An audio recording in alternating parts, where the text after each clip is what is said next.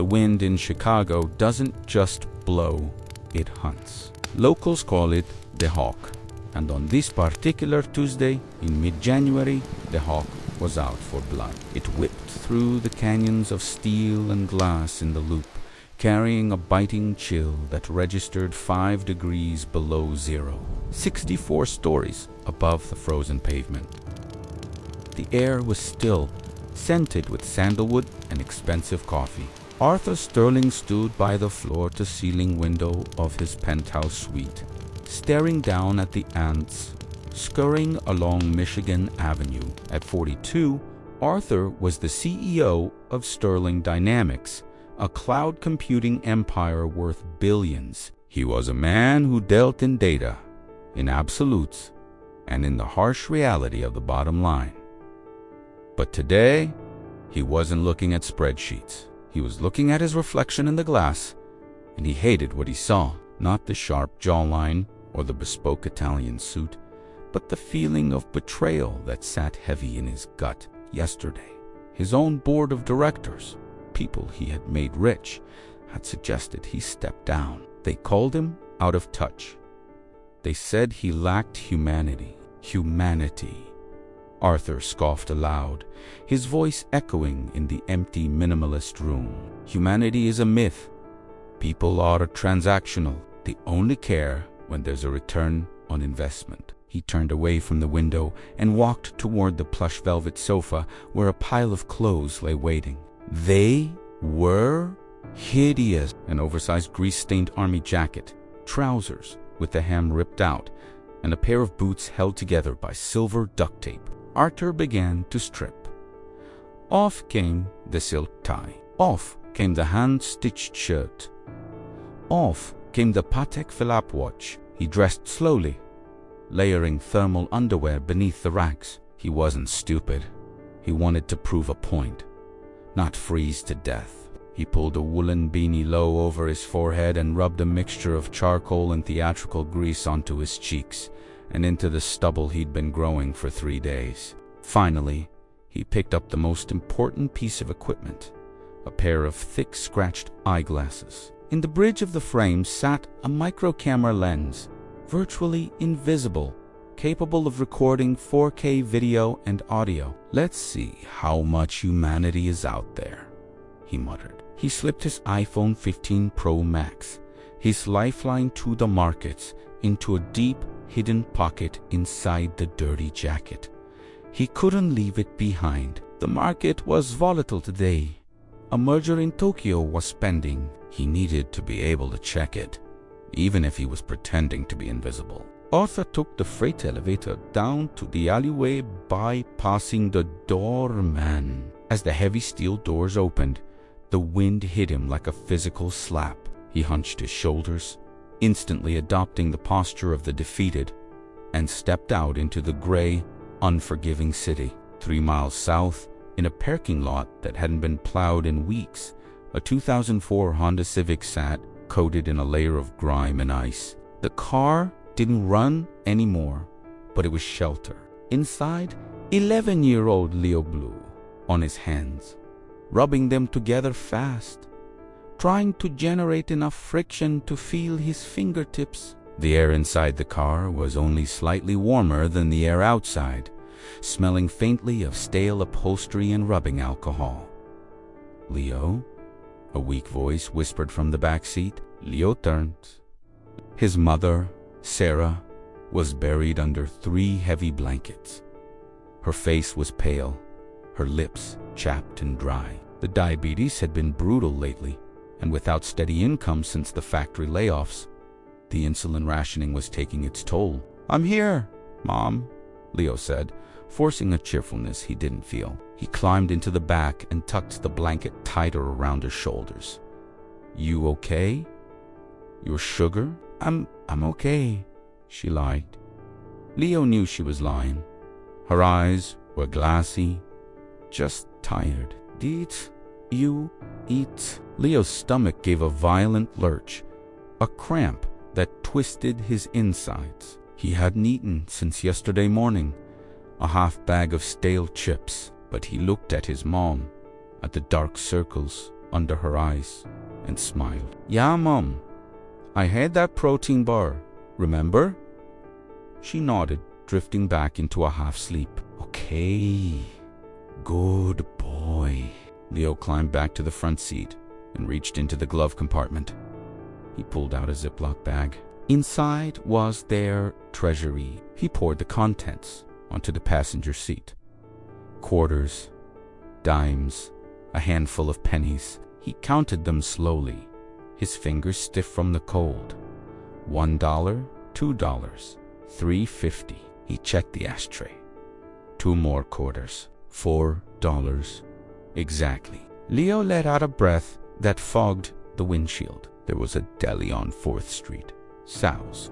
Sal was a grump, a large man with forearms like hams who shouted at everyone, but he ran a day-old special. For $4, you could get a turkey sandwich on a roll if the bread was going stale. It was usually $5, but Sal sometimes looked the other way for Leo. Leo looked back at his sleeping mother. She needed food to take her medication later.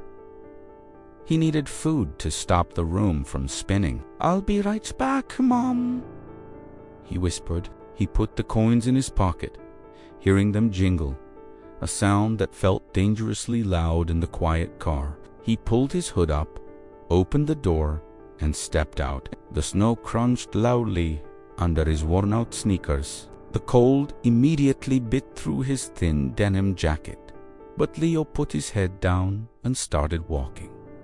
He had a mission. Arthur had been sitting on the cold concrete bench near the entrance of the metro station for 45 minutes. It was an education in invisibility. Hundreds of people had passed him, businessmen in camel hair coats, tourists bundled in colorful parkas, students with headphones. Not one of them had made eye contact. They didn't just ignore him, they actively looked through him, as if he were a smudge on a window pane. His internal monologue was running rampant, narrating the scene for the audience he would eventually show this to. "Look at them," Arthur thought, watching a woman in a fur coat pull her poodle away from his general direction. Disgust, fear, apathy. This is the real human condition. Everyone protects their own fortress. His legs were beginning to go numb. The cardboard he was sitting on offered little protection from the freezing stone bench. He shifted, groaning theatrically, testing to see if a sign of pain would elicit a response. A man in a suit walked by, talking loudly on a headset. "Sell the futures. I don't care if they crash. Just get me out." He stepped within inches of Arthur's boots, never breaking stride. Arthur felt a vibration against his chest, his hidden phone. He glanced around. The crowd was thinning out slightly as the mid-morning rush ended. He carefully unzipped the top of his ragged jacket, creating a tent with the fabric, and pulled the phone out just enough to see the screen, shielding it from view with his body. Market alert. Sterling Dynamics down 2.4%. "Idiots," he whispered, his eyes glued to the glowing screen deep inside his coat. "Hold the line." He was so focused on the ticker tape scrolling across his screen that he didn't hear the scuff of sneakers approaching him. He didn't notice the small figure standing just 3 feet away, watching him with intensity. Leo stood there, shivering violently. He had the sandwich. It was wrapped in white butcher paper, warm and heavy in his hands. Sal had yelled at him, told him the price was $5 now, but eventually threw the sandwich on the counter and took the $4, grumbling about freeloaders. It smelled like heaven. Roasted turkey, mayo, maybe even a slice of provolone. Leo's mouth flooded with saliva. His stomach roared, a physical pain that nearly doubled him over. He was going to eat half, just half.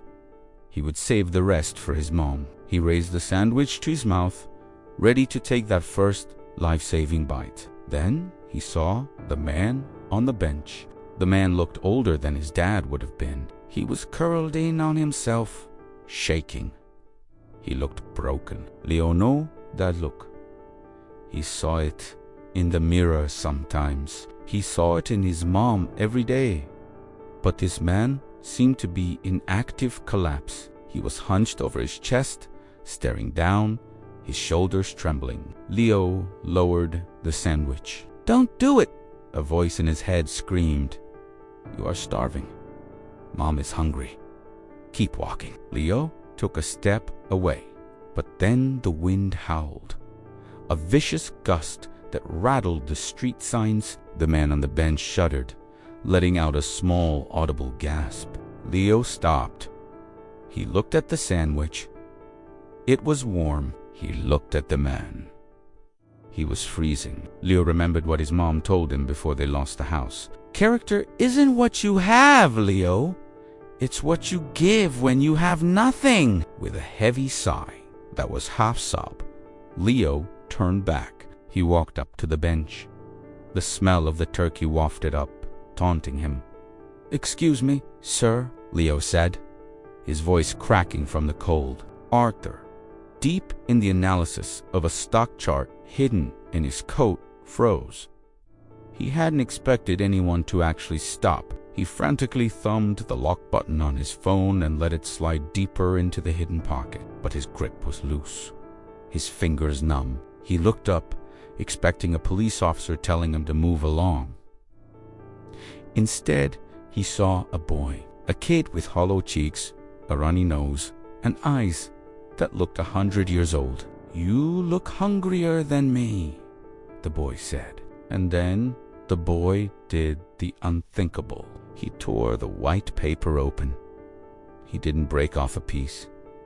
He didn't offer a crumb. He held out the entire sandwich. Arthur stared at the offering. For the first time all day, perhaps for the first time in years, Arthur Sterling was speechless. The heat radiating from the sandwich hit his face. "Take it," Leo insisted, pushing it forward. "Please!" Arthur's brain short-circuited. This wasn't in the script. The variables were wrong. This kid clearly had nothing. His jacket was too thin. His shoes were wet canvas. Arthur stammered, reaching out with a trembling hand, his billionaire persona cracking under the weight of the boy's gaze. As Arthur reached for the sandwich, his other hand, the one that had been guarding the phone inside his jacket, reflexively moved to accept the gift. Clack, clatter, smash. The iPhone 15 Pro Max slipped from the inner lining. It hit the icy pavement face down, then flipped over.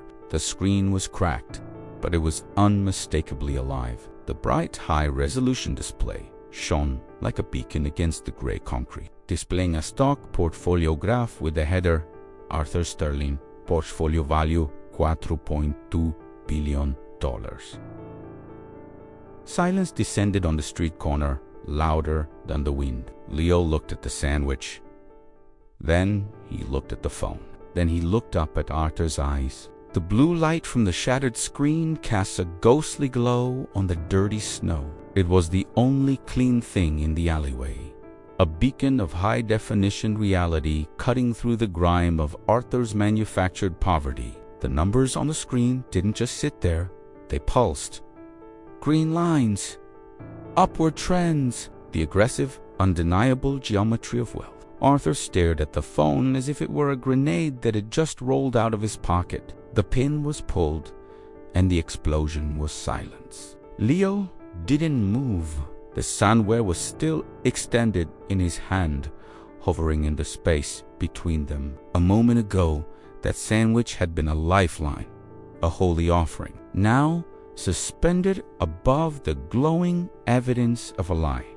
It looked pathetic. A $4 roll offered to a man holding the GDP of a small country in his pocket. Arthur scrambled. His instinct, honed in 1,000 boardroom battles, was to control the narrative. He lunged for the phone, his fingers swiping across the glass to kill the screen, plunging them back into the gray winter light. "I found it," Arthur blurted out. His voice was too loud, too quick. The smooth baritone he used to charm investors cracked. "I found it in a trash can. Just now, I was checking if it worked." It was a terrible lie. It was the kind of lie a rich man thinks a poor person will believe, assuming stupidity comes with poverty. Leo lowered the sandwich. His arm fell to his side like a lead weight. He wasn't looking at the phone anymore. He was looking at Arthur's face. He looked at the smudge of charcoal on Arthur's cheek. That suddenly looked exactly like what it was. Makeup. He looked at the glasses, noticing for the first time that the frames weren't taped together because they were broken, but because it was an aesthetic choice. The boy's eyes, previously filled with a desperate, ancient kindness, began to change. The light in them died, replaced by a dull, cold confusion that hurt Arthur more than anger would have. "You're not hungry," Leo whispered. It wasn't a question. Arthur stood up, his knees cracking. He felt exposed, naked despite his layers of thermal wool.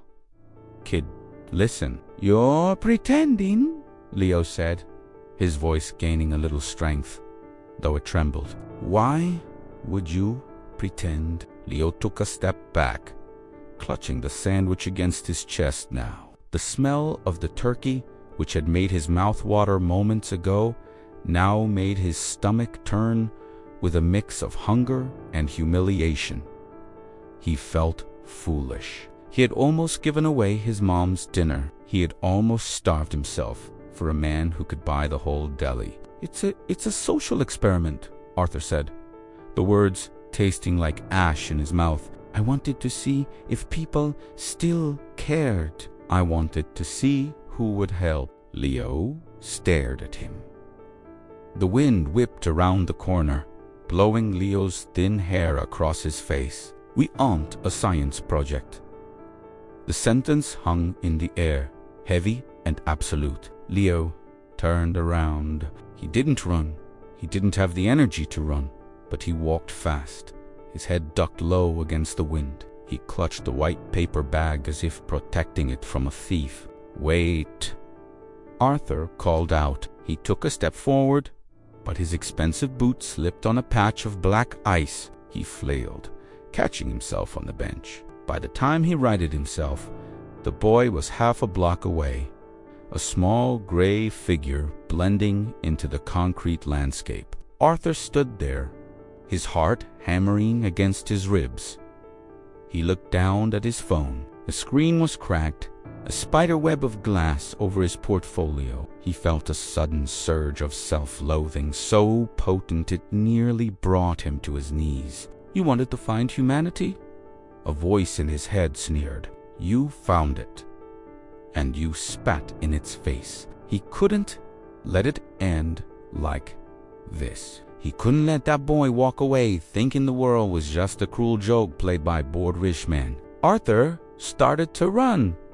He wasn't in shape for sprinting. His gym sessions were on ellipticals in climate-controlled rooms, not dodging slush puddles on cracked sidewalks. The heavy army jacket weighed him down. His lungs burned with the intake of sub-zero air. He kept a distance, trailing the boy. He saw Leo turn left on State Street, then right into an alleyway that cut through to a desolate parking lot behind a defunct shopping strip. Arthur slowed down, pressing himself against the brick wall of a boarded-up electronics store. He peeked around the corner. The parking lot was a graveyard of snow-buried vehicles. In the far corner, away from the streetlights, sat the Honda Civic. It was a rusted beige color, the wheel wells eaten away by salt. The exhaust pipe was held up by a wire coat hanger. Arthur watched as Leo approached the car. He saw the boy struggle with the door handle, which seemed to be frozen stuck. Finally, the boy yanked it open and slid inside. Arthur moved closer, crouching behind a dumpster. He needed to understand. He needed data. From his vantage point, he could see through the foggy rear window of the Civic. He saw Leo climb into the back seat. He He saw the boy lean over a pile of blankets. Then Arthur saw movement under the blankets. A hand, pale and thin, reached out to touch the boy's face. Arthur squinted. He adjusted his glasses, zooming in with the camera lens that was still recording, though he had forgotten about it. The feet, recording to the cloud, captured the image clearly. A woman. She looked sick, not just flu sick, but deep in the bones sick. He watched Leo unwrap the sandwich. He saw the boy tear it carefully, not in half.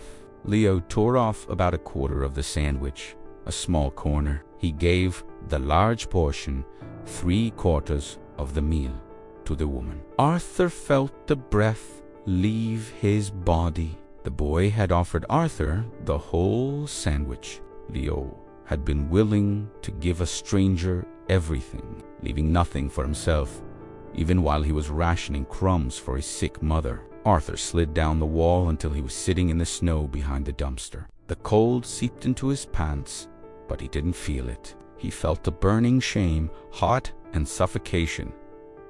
He pulled out his phone again. The signal was strong. He opened his banking app. Balance checking, $12,450,000. Balance savings, $45 million.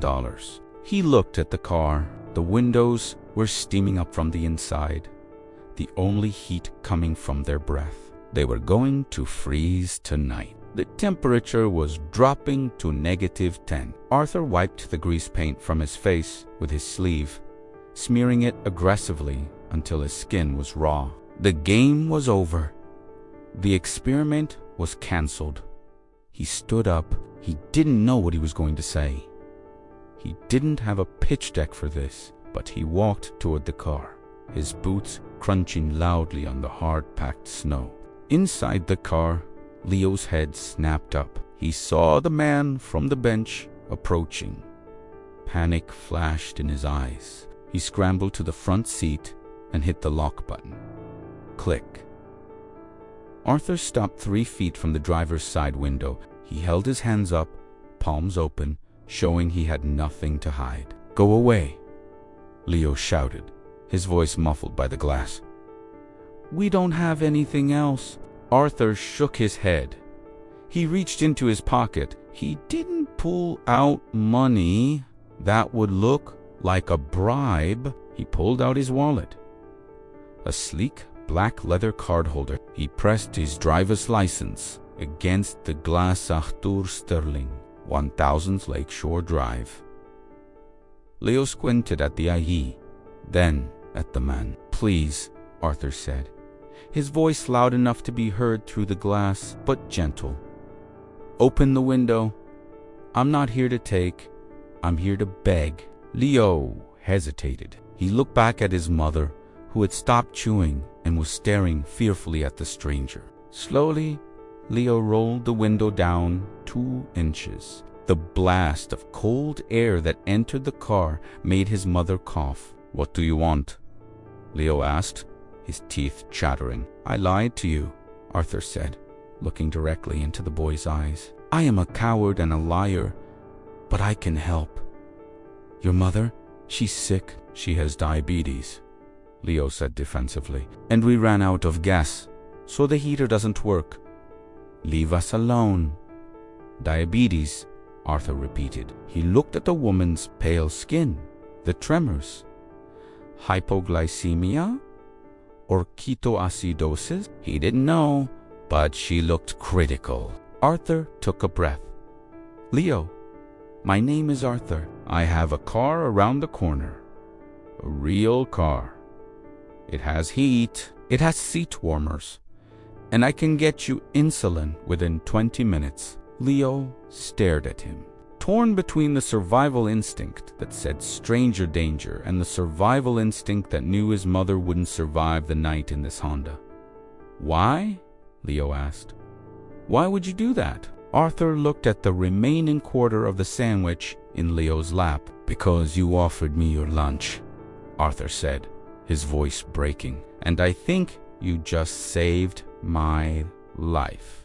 The silence inside the Honda was fragile, held together only by the sound of Sarah's labored breathing. Sarah, roused by the cold draft coming through the cracked window, blinked her eyes open. She saw the man standing in the snow, a bizarre figure in a grime-streaked army jacket but wearing glasses that caught the street lamplight with a pristine, anti-reflective glint. She saw Leo's hand hovering near the door lock, trembling. "Leo?" she rasped, her voice thin like paper. "Who is that?" "He says he wants to help." "Mom," Leo whispered, not taking his eyes off Arthur. "He showed me his ID. He lives on Lake Shore Drive." Sarah struggled to sit up, the blanket sliding off her shoulder. The cold air hit her sweat-dampened skin immediately. She looked at Arthur, really looked at him. Mothers have an instinct that scans for danger, a radar for predators. She saw the desperation in Arthur's posture, but it wasn't the desperation of a junkie or a thief. It was the desperation of a man trying to settle a debt he couldn't name. "Sir," Sarah said, her voice shaking but firm, "if you're lying, if you hurt my son—" "I won't," Arthur interrupted, stepping back to give them space. He pulled out his phone again, the cracked screen still glowing. He dialed a number on speakerphone, holding it up so they could hear. 1 ring, 2 rings. "Mr. Sturley," a crisp, professional voice answered. "I thought you were unavailable for the day." "Marcus Arthur?" said his voice, commanding and sharp, the CEO persona snapping back into place instantly. "I need you." "I'm at the lot, behind the old Kmart, on 35th. Bring the Escalade, not the sedan. And bring the medical kit, the one with the glucose monitor." "Sir, are you injured?" "Just get Eddie Marcus. 6 minutes. Run the lights, if you have to, at her hung up." He looked at Sarah through the glass. "Marcus is my head of security. He's a former paramedic. He'll be here in 6 minutes. Please, just unlock the door." The transition from the freezing parking lot to the interior of the Cadillac Escalade felt less like entering a vehicle and more like crossing a portal into another dimension. When Marcus arrived, a mountain of a man in a black suit who didn't blink an eye at his boss's homeless costume, he simply opened the rear doors. The heat poured out, smelling of leather and conditioned air. Arthur insisted he sit in the front passenger seat, leaving the spacious back row for Leo and Sarah. As the heavy doors thudded shut, sealing out the Chicago wind, the silence was instant. The roar of the city became a distant hum. Leo sat stiffly on the butter-soft leather, afraid to touch anything. His dirty sneakers hovered above the plush floor mats. He watched Marcus steer the massive car onto the highway with a single finger. "To the penthouse, sir?" Marcus asked, glancing at Arthur's charcoal-smeared face in the rearview mirror. "No," Arthur said, wiping the grease from his forehead with a wet wipe Marcus had provided. "Stop at the CVS on State and Division, then the Peninsula Hotel." "I'm not taking them to my place yet. It's sterile. They need comfort." "Understood." At the pharmacy, Arthur didn't wait in line. He marched to the counter, still wearing the army jacket but moving with the arrogance of a man who owned the building. When the pharmacist began to lecture him about prescriptions and insurance authorizations for the specific insulin Sarah needed, Arthur simply placed his black titanium American Express card on the counter. "I am not asking for insurance reimbursement," Arthur said quietly. "I am buying your entire stock of Novalog and a box of syringes. Charge the card. Keep the receipt. If you need a doctor's authorization, call this number. It's the chief of medicine at Northwestern. He's a personal friend. He'll verify." 10 minutes later, he was back in the car with a white paper bag. But this bag didn't contain a stale turkey sandwich. It contained life. Sarah administered the shot right there in the back seat, her hands shaking less as the warmth of the car seeped into her bones. Leo watched her, his eyes weedy. He saw the color returning to her cheeks. "Better?" Arthur asked, looking back. Sarah nodded, leaning her head against the headrest, tears streaming silently down her face. "Why?" she whispered again. "You don't even know us?" Arthur looked out the window at the blurred city lights. "I know enough." The suite at the Peninsula Hotel was larger than the entire house Leo and Sarah had lost to the bank 2 years ago. It was on the 38th floor. The carpet was so thick, Leo felt like he was walking on moss. There was a fireplace that turned on with a switch, casting a golden glow over furniture that looked like it belonged in a museum. Arthur had booked the Grand Deluxe suite for a week. He stood by the door, still in his rags, looking like an intruder in his own life. "Room service is coming," Arthur said, checking his watch. "I ordered everything. Burgers, soups, salads, pasta. Just eat what you can." Leo was standing in the middle of the room, spinning slowly in a circle. He walked over to the bathroom. He saw the marble tub, the stack of fluffy white towels, the little bottles of shampoo that smelled like eucalyptus. He came back out and stood in front of Arthur. "How much does this cost?" Leo asked. Arthur hesitated. "It doesn't matter, Leo. It matters to me," Leo said, his jaw set. "My mom says everything has a cost. If you don't pay with money, you pay with something else." Arthur knelt down, a painful motion for his stiff knees. So he was eye level with the boy. He took off the broken glasses and set them on the side table. For the first time, Leo saw Arthur's eyes clearly. They were gray, tired, and incredibly sad. "The cost," Arthur said softly, "is that you have to remind me how to be a person. That's the deal." "I have money, Leo, more than I can ever spend. But this morning, I was ready to give up. I felt invisible. You saw me. You were the only one who saw me." There was a knock at the door. A waiter wheeled in a cart covered in silver domes. The smell of roasted chicken, tomato bisque, and fresh bread filled the room, a scent so rich and overpowering that Leo's stomach growled audibly. Arthur stood up and lifted a silver dome to reveal a plate of club sandwiches. "I think," Arthur smiled faintly, "that these might be better than Sal's." As Leo and Sarah sat at the table, eating with a voracious, focused intensity that broke Arthur's heart, Arthur stepped out onto the balcony. The wind was still howling, but up here, protected by the glass railing, it felt distant. He pulled out his phone. He had 47 missed calls from his board of directors. He dialed the number of the chairman, the man who had tried to oust him yesterday. "Arthur." The chairman's voice crackled, sounding panicked. "Where the hell are you? The stock is fluctuating. People are saying you had a breakdown. We need to issue a statement." Arthur watched Leo through the glass doors. The boy was laughing at something, his mother said, wiping mayonnaise from his chin. "No statement," Arthur said, his voice cold as the ice on the lake below. "I'm calling to tell you. I'm calling an emergency board meeting for tomorrow morning at 9 a.m. Arthur!" "Be reasonable."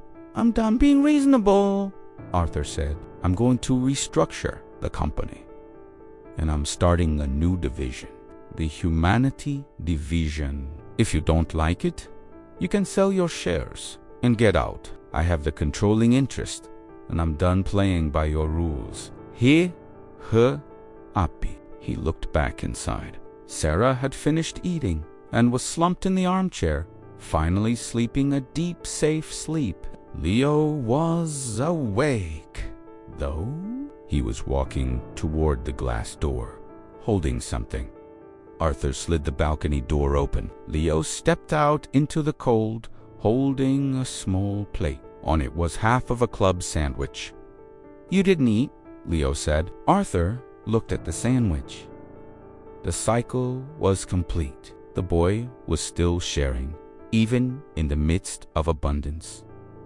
"I'm not that hungry," Arthur lied. "Take it," Leo said, echoing his words from the street corner. "You look thinner than me." Arthur took the sandwich. He took a bite. It was cold from the wind, but it tasted better than any Michelin star meal he had ever eaten. "Lee," Arthur said, swallowing hard, "how would you like a job?" Leo blinked. "I'm 11. "I know," Arthur nodded. "I need a consultant. Someone to tell me when I'm being an idiot. Someone to tell me what a $4 sandwich is actually worth." Leo looked at the city lights, then back at Arthur. A slow smile spread across his face. A real smile, not the brave mask he wore for his mom. "I can do that," Leo said, "but you have to pay me in advance. Name your price." "A warm coat," Leo said. "For my mom, a red one. She loves red." Arthur felt a tear freeze on his cheek. Done. But as they stood there, a flash of light popped from the building across the street. A paparazzi lens. Arthur's disguise was gone. He was Arthur Sterling again, and the world had just found him standing on a balcony with a homeless boy. The scandal was about to break. The headline on the Chicago Tribune website was not subtle. "Sterling's Pyro, Tech Mogul, spotted in rags with mystery child, mental breakdown, or PR stunt." By 7 a.m., the Peninsula Hotel was a fortress under siege. News vans clogged East Superior Street. Their satellite dishes extended like hungry necks. The photo taken from the adjacent building was grainy, but undeniable. Arthur Sterling, one of the wealthiest men in America, standing on a balcony in a grease-stained army jacket, accepting a sandwich from a boy who looked like he hadn't slept in a week. Inside the suite, the mood was tense. Marcus, the security head, was pacing by the window, peering through the heavy curtains. "The press is speculating you've joined a cult, sir," Marcus said, his voice flat. "Stock is down another 4% in pre-market trading. The board is calling for an immediate vote of no confidence. They saying you're unstable." Arthur sat at the dining table, buttoning the cuffs of a crisp white shirt. He had shaved the stubble. The charcoal was gone. He looked like the titan of industry he was supposed to be. Except for one detail, he was still wearing the cheap duct-taped boots from yesterday. "Let them talk," Arthur said calmly. He looked over at the sofa. Leo and Sarah were awake. Sarah looked terrified, holding a cup of tea with both hands to stop them from shaking. The sudden fame was a predator she didn't know how to fight. "We should go," Sarah whispered. "We're causing you trouble. We can go back to the car." Arthur stood up, walking over to them. He knelt again, ignoring the protest of his stiff joints. "Sarah, the only place you are going is to a doctor I've arranged at Northwestern to stabilize your insulin levels." And then he pulled a set of keys from his pocket. "Yugi Goineri." He placed the keys on the coffee table. Attached was a keychain with a simple address on North State Parkway. "It's a corporate apartment," Arthur explained. "It's fully furnished. The fridge is stocked. It's yours for as long as you need. No rent, no timelines. Marcus will drive you there out the back exit." Leo looked at the keys, then at Arthur. "You're leaving?" "I have a meeting," Arthur said, his eyes hardening. "I have to go explain to a room full of millionaires why a sandwich is worth more than their stock options." The boardroom at Sterling Dynamics was a soundproof chamber of mahogany and tension. 12 men and women in suits that cost more than Leo's mother had earned in her entire life sat around the long table. When Arthur walked in, the silence was suffocating. He didn't sit at the head of the table. He remained standing. He placed the shattered iPhone 15 Pro Max in the center of the table. "Arthur," the chairman began, his tone condescendingly gentle. "We're concerned. The behavior, the clothes, this boy. It suggests a lack of judgment." "Judgment," Arthur repeated, tasting the word. He walked to the wall-mounted screen and plugged in a USB drive. "Yesterday, I went looking for data," Arthur said, his voice projecting to the back of the room. "We build algorithms to predict consumer behavior, right? We claim to know what people want, but we don't know who they are." He clicked a remote. The screen flickered to life. It was the footage from the camera in his glasses. The angle was high, looking down at dirty sneakers and snow. The audio was crisp, the wind, the traffic. Then Leo appeared on the screen. The room watched in silence as the boy, shivering, hollow-cheeked, tore open the white paper bag. They watched him hesitate. They heard his voice, amplified by the boardroom speakers. "You look hungrier than me." Arthur paused the video on the frame where Leo held out the sandwich. "This boy had $4 to his name," Arthur said, scanning the faces of his board members. He was starving. He had a sick mother freezing in a car 3 blocks away. Mathematically, his self-preservation index should have been 100%. He should have walked past me. Arthur leaned forward, placing his hands on the table, but he didn't. He incurred a 100% loss of his assets to help a stranger who offered 0 return on investment. Arthur pointed to the screen. "That is not a market inefficiency. That is the only thing that matters. We have spent 10 years building a company that extracts value from the world. As of today, Sterling Dynamics is pivoting. We are going to build infrastructure for the people the market forgot. Low-cost housing tech, accessible medical logistics. We are going to use our surplus to fix the cracks that people like Leo fall into." "Arthur," the chairman scoffed, slamming his hand down. "This is a public company. You have a fiduciary duty to the shareholders. You can't just turn a tech giant into a charity because you had a bad day and met a homeless kid. We will vote you out." Achtuch smiled. It was a wolfish smile. "You can try, but check your tablets. I just bought the outstanding 12% of shares from the Tokyo merger this morning. I now hold 51% of the voting rights. This isn't a proposal. It's a directive." He picked up the shattered phone from the table. "You're all dismissed," Arthur said. "I have a lunch appointment." 3 weeks later, the snow had finally melted, leaving Chicago wet and gray, but the air was warmer. Arthur sat on a bench in Lincoln Park. It wasn't a concrete slab this time. It was a park bench overlooking the pond. He wasn't wearing rags. He wore a wool coat and a cashmere scarf, but he felt lighter than he had in years. He watched a figure running toward him from the path. Leo looked different. His cheeks had filled out. The dark circles under his eyes were gone, replaced by the bright, sharp alertness of a healthy 11-year-old. He was wearing a thick navy parka and new boots. Walking behind him, slower but steady, was Sarah.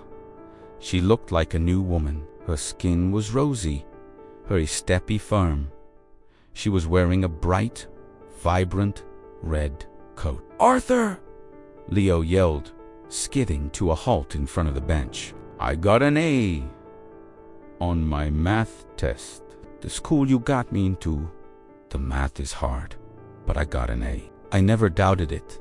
Achtuch smiled, moving over to make room.